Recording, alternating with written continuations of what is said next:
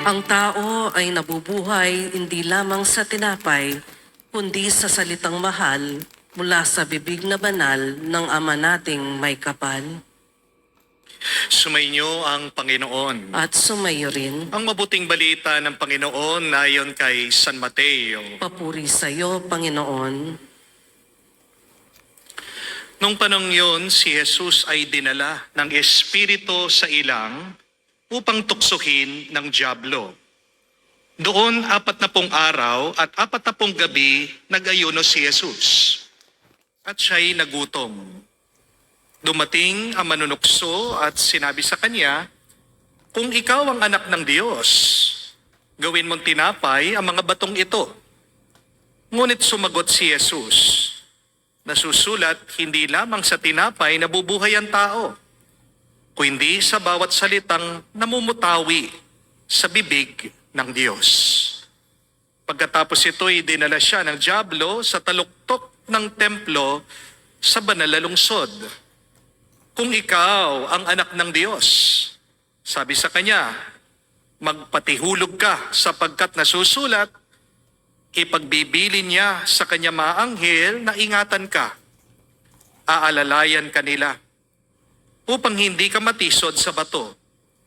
Sumagot si Jesus, "Nasusulat din naman, huwag mong subukin ang Panginoon mong Diyos." Pagkatapos dinala din siya ng dyablo sa isang napakataas na bundok. Mula rooy, pinatanaw sa kanya ang lahat ng kaharian ng sanlibutan at ang kayamanan ng mga ito. At sinabi ng dyablo, "Ibibigay ko sa iyo ang lahat ng ito kung magpapatira pa ka at sasambahin mo ako." Sumagot si Jesus, "Lumayas ka, Satanas, sapagkat nasusulat, ang iyong Diyos at Panginoon ang sasambahin mo. Siya lamang ang iyong paglilingkuran." At tiniwan siya ng dyablo, dumating ang mga anghel at naglingkod sa kanya. Mga kapatid, ang mabuting balita ng ating Panginoon. Pinupuri ka namin, Panginoong Esukristo. Magandang araw po muli sa inyong lahat and a blessed Sunday po sa inyong lahat. Meron pong isang misis, minsan umuwi sa kanilang bahay. May binili daw po siyang napakamahal na damit. Pagkakita po ng mister dun sa price tag, muntikan na siyang mahimatay. Sabi po ng mister, "Honey, bakit napakamahal naman itong damit mo? Akala ko ba nagtitipid tayo? Bakit mo binili?" Sumagot daw po itong misis, sabi niya, kasi tinukso ako ng demonyo eh. Sabi niya, bagay ko daw." Sabi ng mister, bakit hindi mo sinabihan yung demonyo? Dapat pinaalis mo siya. Dapat ang sabi mo, "Get behind me, Satan." Sumagot naman daw po yung misis, sabi niya, "Oo, sinabi ko yon paulit-ulit nga eh. Get behind me, Satan. Get behind me, Satan." Pero nung pumunta yung demonyo sa likod ko, sinabihan ako, bumulong siya. Sabi niya, "Alam mo, mas sexy ka sa likod. Mas bagay mo yung dress na yan." Siyempre, di ko ba bibilhin? Feeling ko ang ganda-ganda ko. Kaya kayo pong mga mister ha, bantayan nyo yung mga misis nyo kapag nagsha-shopping na. Baka umaaligid ang demonyo, tuksuhin siya. Di po ba? Mga kapatid, isang realidad po yan ng ating buhay. Na kahit na anong gawin natin habang tayo humihinga, tutuksuhin tayo ng masama. Pero ang mabuting balita, kahit na natutukso ka, hindi ka pa naman nagkakasala. Being tempted is different from sinning. You are not sinning when the devil tempts you. Ang kasalanan ay kapag nagpahulog ka dun sa tukso ng demonyo. Amen? Ang problema, bakit ba nahuhulog tayo sa tukso ng dyablo. Alam naman nating mali pero ginagawa natin, di po ba? Yan ang ating kahinaan. Kasi hindi natin alam ang armas, ang sandata, ang pag-aatake ng demonyo sa atin. Kaya nga po, napakaganda ng turo ni Pope Benedict XVI Sabi niya, ang Kwaresma daw ay isang spiritual na labanan. At ang armas natin laban sa masama ay panalangin, ang salita ng Diyos, at pag-aayuno, pagsasakripisyo. Pero kahit na meron tayong panlaban sa masama, kung hindi naman natin alam ang sandata ng dyablo, matatalo pa rin niya tayo. Para bang kahit na nagdadala ka ng sandata, ng espada sa gera, pero yung mga kalaban mo may dalang baril, di ba matatalo ka pa rin? Kailangan nating alamin ano ba talaga ang sandata ng demonyo para matalo natin siya, para hindi tayo mahulog sa kanyang tukso. Kaya mga kapatid, tandaan niyo po, itong dalawang armas ng dyablo na ginagamit niya palagi para tayo'y tuksuhin. The first temptation that the devil always use against us is food, pagkain. Napansin niyo po sa Biblia, sa libro ng Genesis, ito po yung ating unang pagbasa. Ano ang pinakaunang tukso ng dyablo sa tao? Hindi po pera, hindi po kapangyarihan, hindi po kasikatan, prutas, pagkain.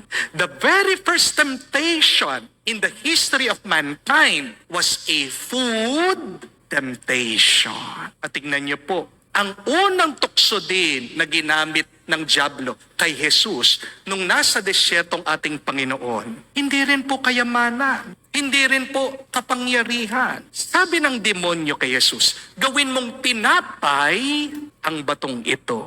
Again, food. Hindi po aksidente ito. Because the devil knows kung makokontrol niya ang ating gutom, makokontrol niya ang ating buhay. Tandaan nyo rin po, ang mga Israelita sa lumang tipan, nung nandoon sila sa disyerto, bakit sila nabigo? Sila po ay nabigo hindi dahil sa digmaan. Bumagsak itong mga Israelita dahil nagreklamo sila sa pagkain. Di po ba?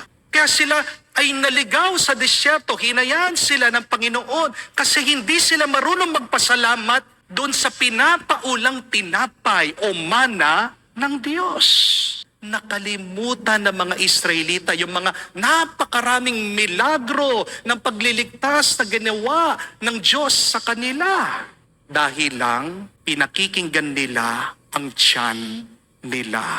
At ito po marahil ang dahilan bakit si San Pablo, ito ang turo niya sa atin. Whether you eat or drink, or whatever you do, do it all for the glory of God. Sinasabi ni San Pablo, kumakain ka man, umiinom ka man, huwag mong kakalimutan ang Diyos.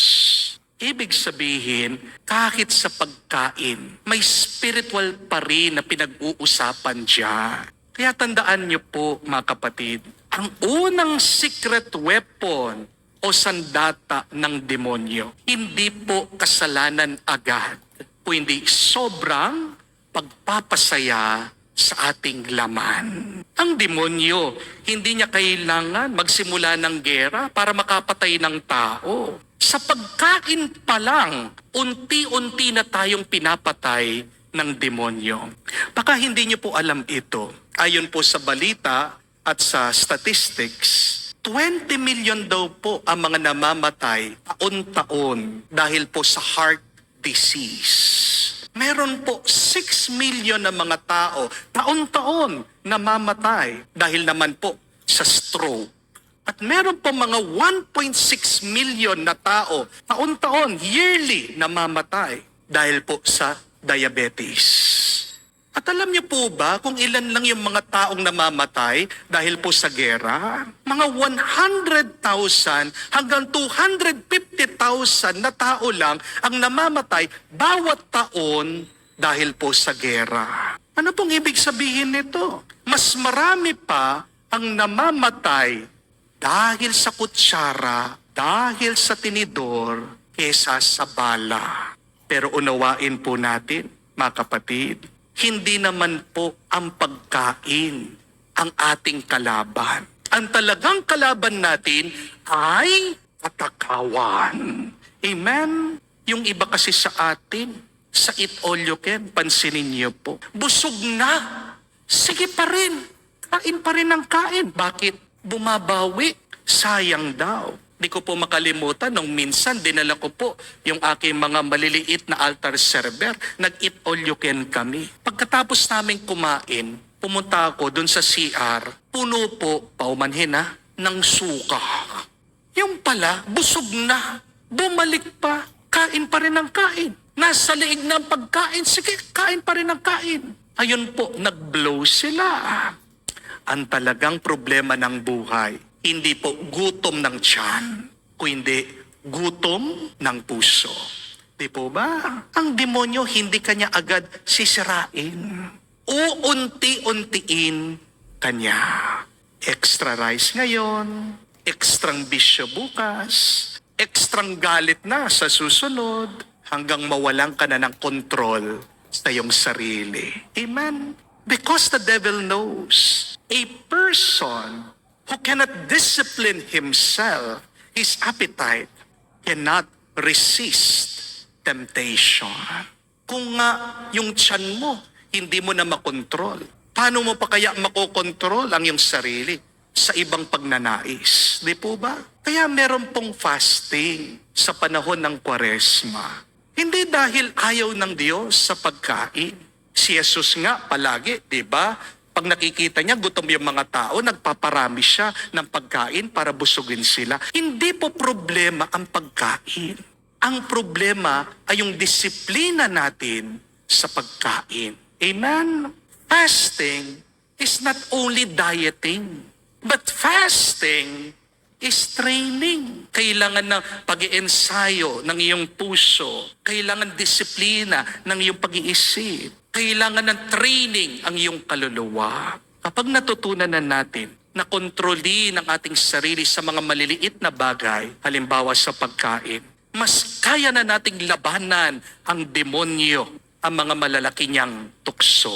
Amen? Kapag hindi mo mapigilan ang sarili mo, halimbawa sa chocolate, sa pag-inom lang ng Coke, sa milk tea, sa chichirya, paano mo pa kaya mapipigilan ang iyong sarili sa ibang kasalanan?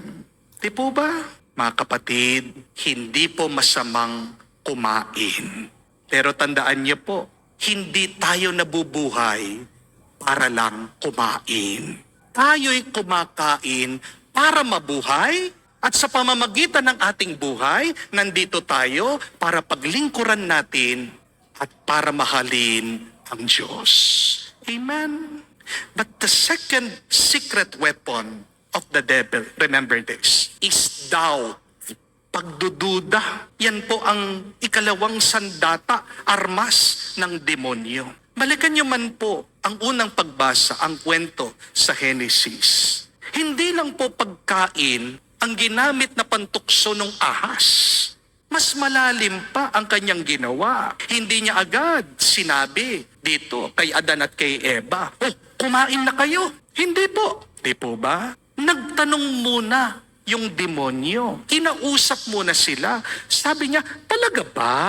Sinabi ng Diyos, bawal na kainin itong bunga ng puno." Sabi niya, "Hindi naman kayo mamamatay. Sige, subukan niyo."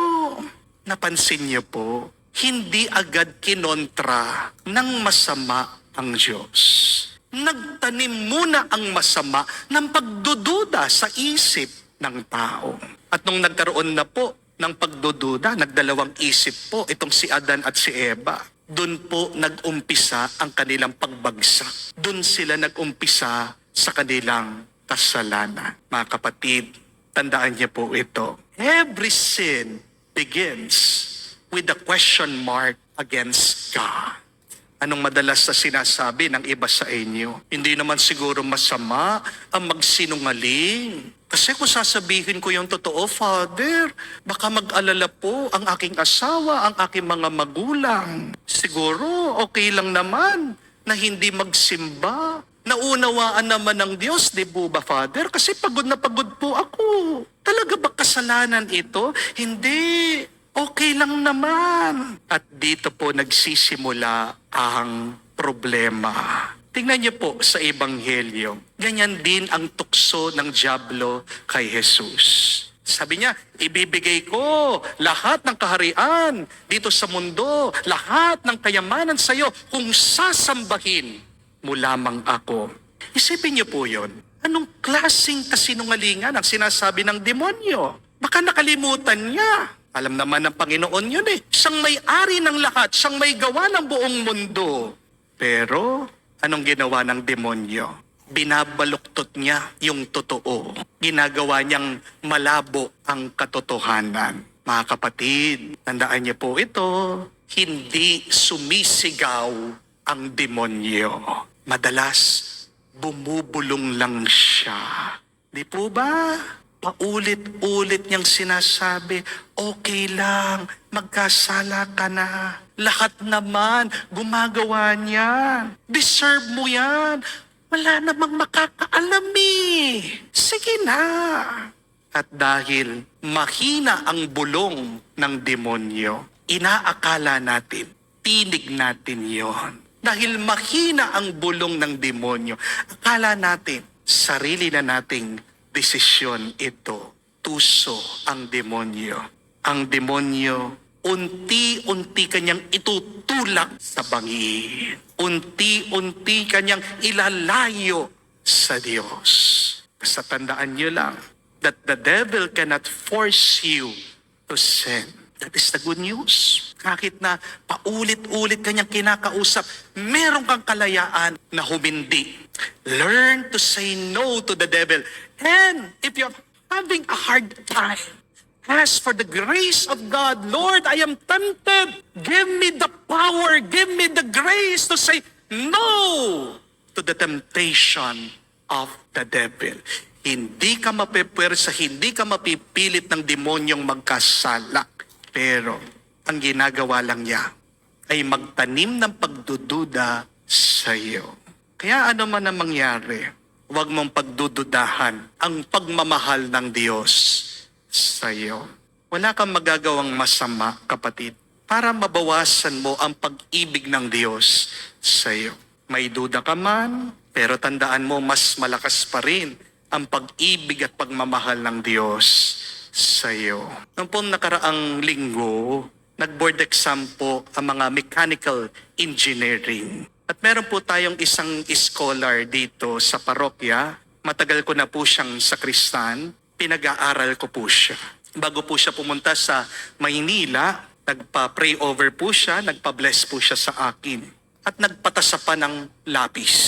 Hindi ko po alam kung ano yung tradisyon na ginagawa ngayon ng mga bata. Sabi daw po kasi nila, yun daw pong talino nung nagtasa ng lapis, malilipat sa kanila. No? Yang nung tinatas ako, nagdadasal din ako. No? Sabi ko, Lord, pasa nyo ito. Kasi pag bumagsak, anong ibig sabihin? Babalik din sa akin yan. Anong ibig sabihin? Hindi ako magaling.